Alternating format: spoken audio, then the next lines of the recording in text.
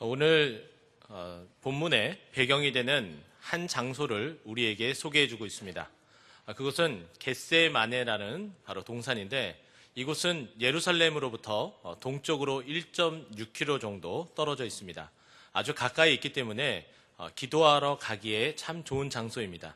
그래서 오늘 이 겟세마네 동산에서 있었던 이 사건을 마태복음과 마가복음과 누가복음에 동시에 기록하고 있는데요. 누가복음에서는 이 부분에 있어서 무엇이라고 설명하느냐, 습관을 쫓아 기도하러 갔었던 곳이었다라고 소개가 되어집니다. 그리고 이것은 특별히 올리브 나무가 굉장히 많이 있는 곳입니다. 그래서 그런지 이 겟세마네라는 이 장소의 이름의 뜻은 히브리어로 기름을 짜다입니다. 기름을 짜다. 올리브 나무가 있으니까 당연히 그곳에서 또 많은 기름을 또 짜고 또 그것으로 또 삶을 살아왔겠죠. 근데 이 장소, 이 겟세마네라는 이 장소는 특별히 오늘 이 본문 내용하고도 아주 밀접한 관계가 있는데 누가복음 22장 44절 말씀 보면은 힘쓰고 애써 더욱 간절히 기도하시더니 라고 말씀합니다. 그러면서 그 뒤에 이어서 예수님께서 그렇게 정말 간절하게 기도를 하셨더니 땀방울이 떨어지는데 그 땀방울이 핏방울 같았더라 라고 말씀합니다.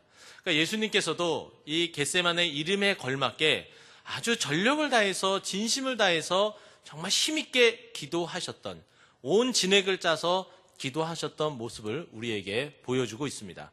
왜 그렇게 기도하셨을까요? 왜냐하면 예수님이 이제 공생의 사역을 이제 마무리하는 십자가를 지기 위한 바로 그 장소, 바로 직전에 와 계십니다.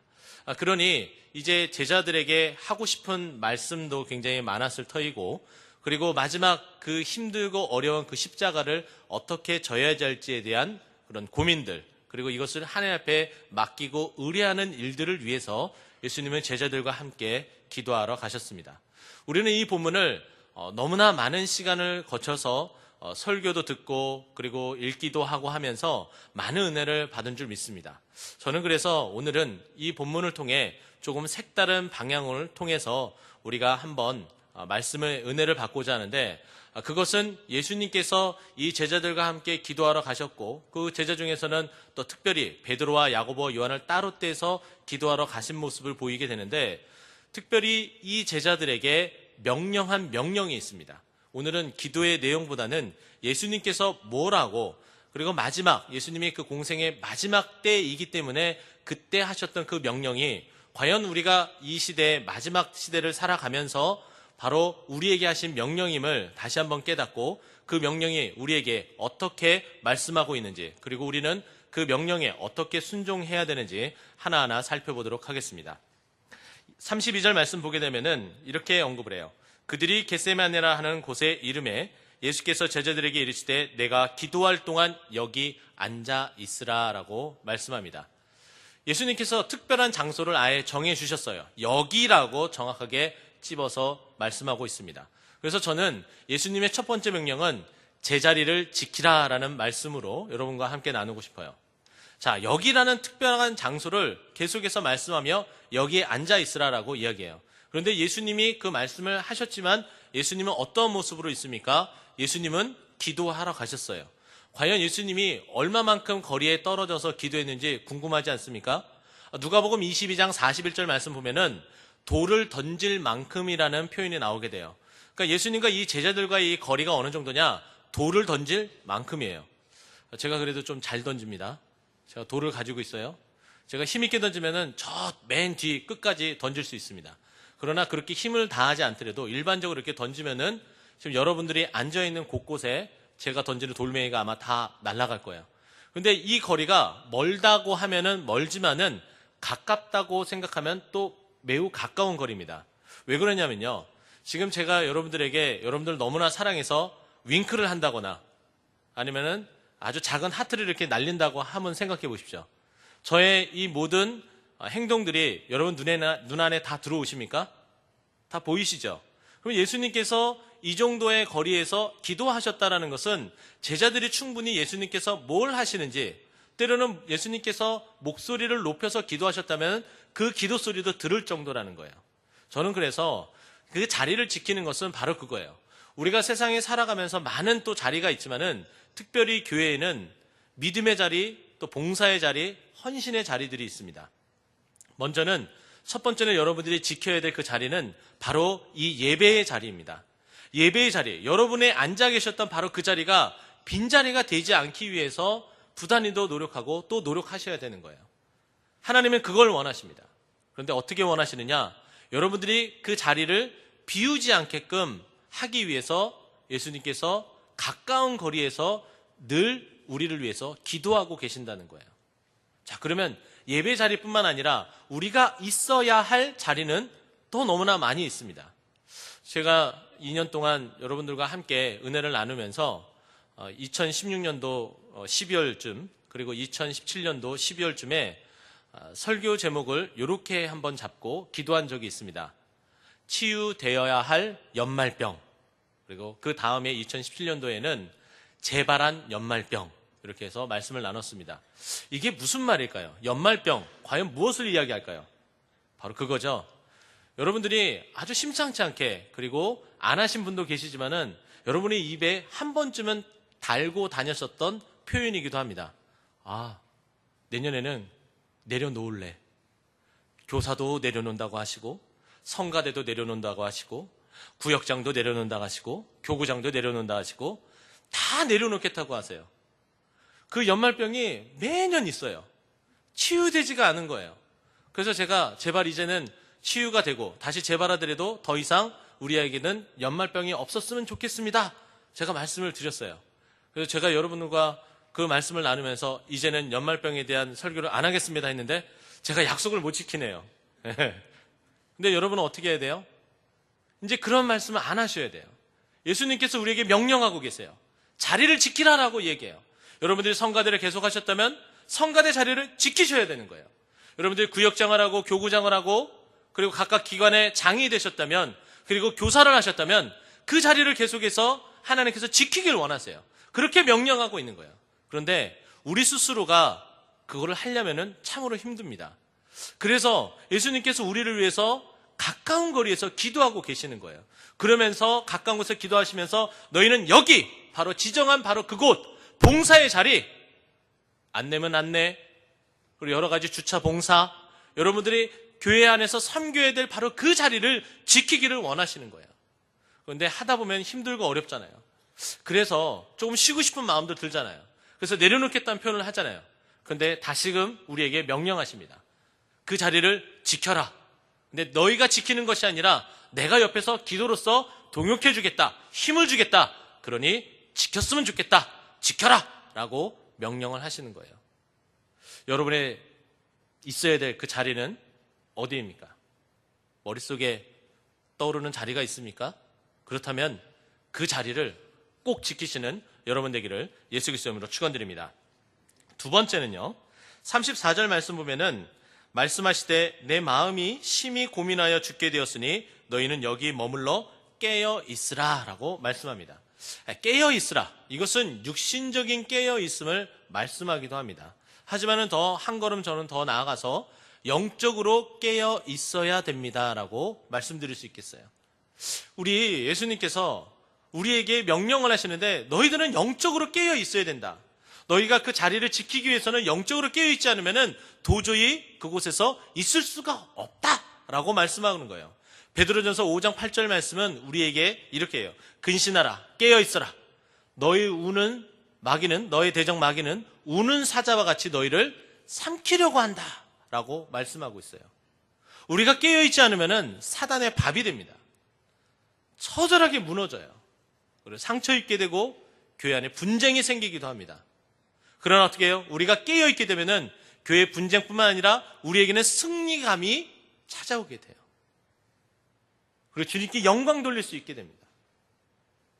그런데 이 영적으로 깨어 있는 것이 참으로 쉽지는 않습니다. 그것을 자각을 해야 되고 움직여서 그것을 회복시켜야 돼요. 제가 처음에 운전을 할 때의 일들을 한번 생각해 봤어요. 운전을 쫙 하고 갑니다. 저와 비슷한 경험을 하신 분도 계실 텐데요. 갑자기 저 전방에서 돌멩이가 탁 뛰더니 갑자기 그 작은 돌멩이가 휙 날아들면서 차 앞유리창을 톡 치고서 도망가는 거예요. 저 돌멩이를 붙잡아야 되는데, 보상을 시켜야 되는데, 뭐 그런 생각을 하겠죠. 근데 그렇게 앞유리를 조금 상처를 입히고서 달아난 그 돌, 하지만 내 차는 별 이상 없겠지 생각하고 조그만 상처를 입은 그 차 상태를 가지고 계속해서 운전을 합니다. 그러나 어떻게 돼요? 시간이 점점 지날수록 풍압에 의해서 그 부딪힌 포인트로부터 시작해서 금이 가기 시작합니다. 균열이 가기 시작을 해요. 그래서 결국에는 어떻게 돼요? 그 차 앞유리를 다 갈아야 되는 상황까지 이르게 돼요. 그래서 한번 갈은 적이 있습니다. 되게 속쓰리더라고요. 그리고 나서 저는 깨달았습니다. 이런 일이 있을 때는 이렇게 해야 되는구나. 혹시 여러분들도 경험하셨을 텐데요. 그 돌멩이가 차 앞유리창을 콕 찍고 가면은 그 즉시 바로 인근에 차 유리용접 하는 곳에 가서 차 유리용접을 해야 돼요. 자, 유리용액을 거기다 대고 차 용접을 하게 되면은 그 상처 입은 그 포인트가 딱딱하게 딱 굳어집니다. 그래서 계속해서 차를 타고 다니더라도 더 이상 앞유리는 금이 가지 않습니다. 바로 이와 같은 논리예요. 우리가 영적으로 깨어있는 것은 혹여나 우리를 삼키려고 하는 그 사단의 전술 전략으로 우리를 툭 건드리고 지나갈 수 있어요. 그러나 우리가 깨어있지 않는 상태라면은 우리는 서서히 금이 가기 시작을 합니다. 댐이 무너지는 것도 아주 작은 균열에서부터 시작이 됩니다. 그러니 영적으로 깨어 있어야 돼요. 영적으로 깨어 있으므로 더 이상 사단의 밥이 되지 않고 그 사단의 괴계를 물리치는 저 여러분 되기를 예수 그리스도로 축원드립니다. 세 번째는 38절 말씀에 나타나는데요. 시험에 들지 않게 깨어 기도하라. 이거는 두 번째하고 계속해서 연이어서 나타나게 돼요. 영적으로 깨어 있기 위해서는 깨어서 기도하셔야 되는 거예요. 이것이 바로 예수님께서 우리에게 하신 명령입니다. 기도하셔야 돼요. 기도함으로 말미암아 영적인 자각이 있게 되고 사단의 전술 전략을 알고 그리고 또 공격할 수 있는 힘이 우리에게 생기는 거예요. 자, 보십시오. 38절 그 시작이 시험에 들지 않게 기도하라 라고 이야기를 하고 있어요. 예수님께서도 기도를 알려주셨습니다. 제자들에게 우리에게 기도를 알려주십시오 라고 얘기했더니 그 기도를 알려주셨어요.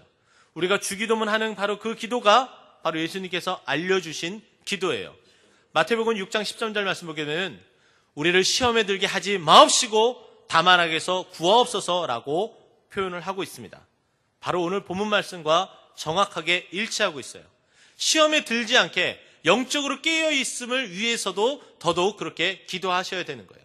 데살로니가 5장 17절 말씀 보면은 쉬지 말고 기도하라 라고 정확하게 우리에게 명령하고 말씀하고 있습니다. 왜요? 이것은 바로 18절에 이어서 예수 안에서 우리를 향한 하나님의 뜻이니라 라고 말씀하고 있기 때문이에요. 하나님의 뜻을 하나님께서 우리에게 명령하신 거예요. 기도해라. 깨어있어서 기도해라. 어떻게 해요? 영적으로 깨어있기 위해서 그렇게 기도해야 됨을 우리에게 말씀하고 있습니다. 여러분, 기도의 자리를 사모하십니까? 우리에게는 매일같이 매일 새벽마다 기도할 수 있는 자리가 제공이 되어져요. 혹은 교회에서 멀리 떨어져 있기 때문에 참석하지 못하는 분들은 집 가까운 인근에서 새벽 제단을 쌓는 분도 계실 줄 압니다. 뿐만 아니라 그것이 여의치가 않게 되면은 가정에서 기도의 자리를 만들고 기도하시는 분도 계시는 줄 압니다. 아주 참 잘하시는 거죠. 그런데 여전히 기도의 자리를 찾지 못하고 영적으로 깨어있지 못하는 모습, 기도하지 못하는 모습을 보이는 분들도 이 자리에 앉아 계시는 줄 압니다. 그런데요, 기도하셔야 돼요. 그래야지 실패하지 않고 그래야지 성공할 수 있고 승리할 수 있습니다. 다음 주 12월 10일부터 14일까지 2018년도 마지막 특별 새벽 기도회가 기도로 준비되어지고 있습니다. 우리가 할 수 있는 마지막 특별 새벽 기도예요. 여러분 어떻게 하시겠습니까? 지금 결정하십시오. 기도의 자리입니다. 사모하십시오. 내가 이번 특별 새벽 기도회만큼은 빠지지 않고 나오겠다. 멀더라도 힘을 한번 내보겠다. 결심하십시오. 그리고 도전하십시오. 하나님의 그 마음을 귀히 여기시고 특별 새벽 기도를 통해서 큰 은혜 내릴 줄 믿습니다. 그래야지 우리가 영적으로 깨어 있을 수 있는 거예요. 그걸 원하시는 거예요. 우리를 그렇게 부르시는 거예요. 그래서 2018년도 우리가 정말 힘들고 어렵게 지금까지 왔잖아요. 이것은 어느 누구의 힘이 아니라 우리를 위해서 기도하시는 예수님의 힘으로써 우리가 여기까지 온 겁니다. 그런데 아직 마무리하기는 너무 아쉬워요. 해야 될 일들이 너무나 많은데 답답하기도 합니다.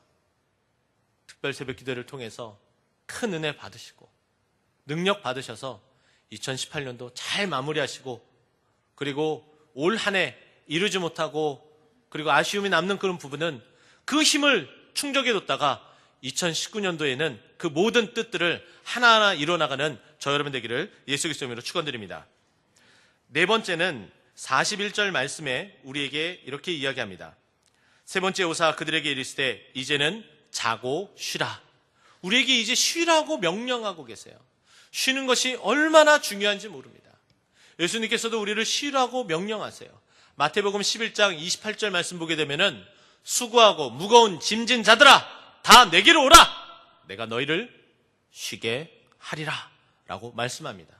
우리를 쉬게 해주시겠다고 이야기하셨어요. 쉬는 것도 너무나 중요해요.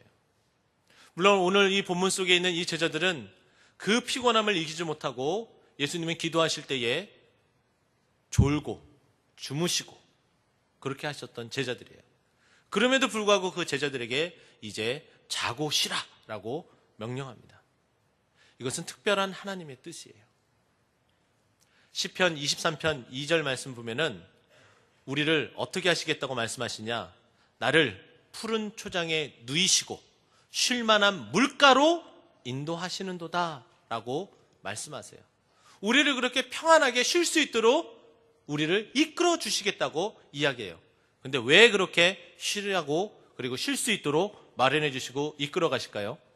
바로 시편 23편 3절에 그 이유를 말씀하고 있는데 내 영혼을 소생시키시고 자기 이름을 위하여 의의 길로 인도하시는도다 라고 말씀해요.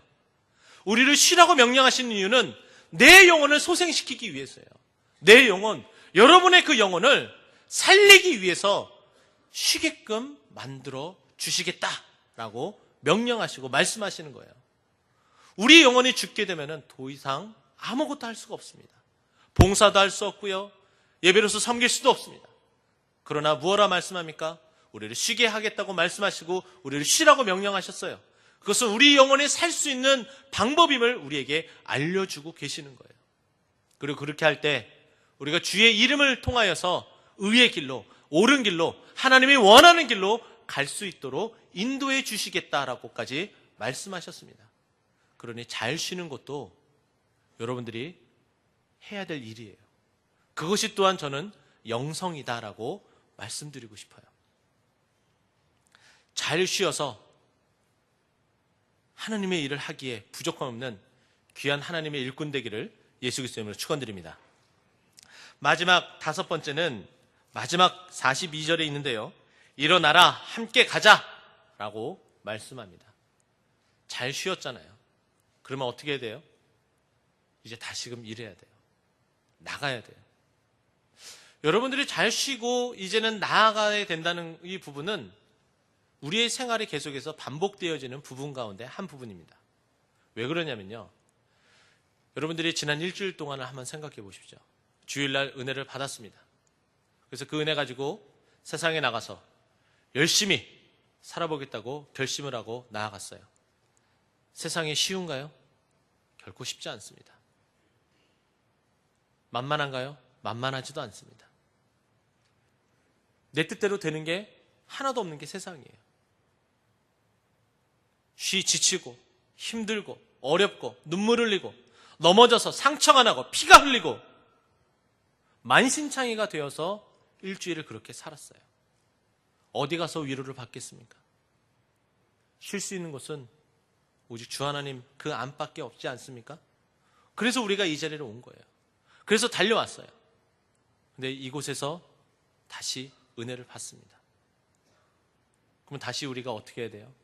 이 모든 예배가 마치고 나서 어디로 가야 돼요? 우리는 세상의 빛과 소금이기 때문에 다시 세상 속으로 나가야 돼요. 그런데 우리 혼자 나가게 되면은 또다시 만신창이가 될 수밖에 없어요. 그래서 뭐라고 말씀합니까? 쓰러져 있고 더 이상 나가기 싫은 우리를 일으켜 세우는 거야. 일어나라! 그리고 또 말씀합니다. 함께 가자. 함께 해주시겠다고 약속하신 거예요. 함께 가자고 말씀하시는 거예요. 이것은 예수님께서 부활하시고 승천하시기 전에 우리에게 약속했었던 그 약속과도 동일합니다. 예수님께서 마태복음 28장 20절 말씀 보게 되면은 내가 세상 끝날까지 너희와 항상 함께 하리라 라고 말씀하셨어요. 우리를 혼자 가만 내버려 두지 않겠다고 말씀하신 거죠. 하나님은 우리와 늘 함께 계십니다.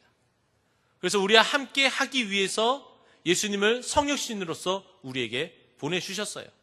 아들을 낳으리니 그 이름을 임마누엘이라 하라. 바로 그 임마누엘, 하나님이 우리와 함께 하신다라는 뜻을 가지고 있죠. 바로 이것처럼 하나님은 늘 우리와 함께 하십니다. 예수님도 제자들과 늘 함께 하셨어요. 그리고 나서 예수님의 사역은 우리를 위한, 우리 죄를 용서하기 위한 십자가 사역이기 때문에 십자가를 지고 못 박혀 돌아가시고 부활하시고 승천하셨어요. 그러면서 뭐라고 말씀하셨느냐? 나는 떠나가지만 내 뒤에 오시는 성령님께서 너희와 계속해서 함께 할 것이다 라고 말씀하고 계세요. 이제는 여러분들이 성령님과 함께 하시는 거예요. 세상에 나갈 때 여러분의 힘과 능력으로 여러분의 가지고 있는 인력, 돈, 자만심, 이와 같은 것으로 세상에 나아가면은 또 실패하고 또 넘어질 수밖에 없습니다. 그런 우리를 다시금 손잡고 일으키세요. 은혜 받는 이 쉼의 자리로 나아오라고 말씀하세요. 그리고 이제 다시금 은혜를 받았다면 이제 너 혼자 가지 말아라. 내가 너와 이제 함께 가겠다라고 말씀하는 거예요. 일어나라. 함께 가자. 저 세상 가운데 네가 받은 그 은혜와 내가 너에게 준 그 능력으로 함께 가자. 그리고 세상을 정복하고 회복시키자. 이것이 바로 우리에게 주시는 예수님의 명령인 거죠. 예수님은 자기 사역의 마지막으로 다다르고 있는 바로 이 시점에 마지막 제자들에게 해주고 싶었던 수많은 말들이 있었습니다.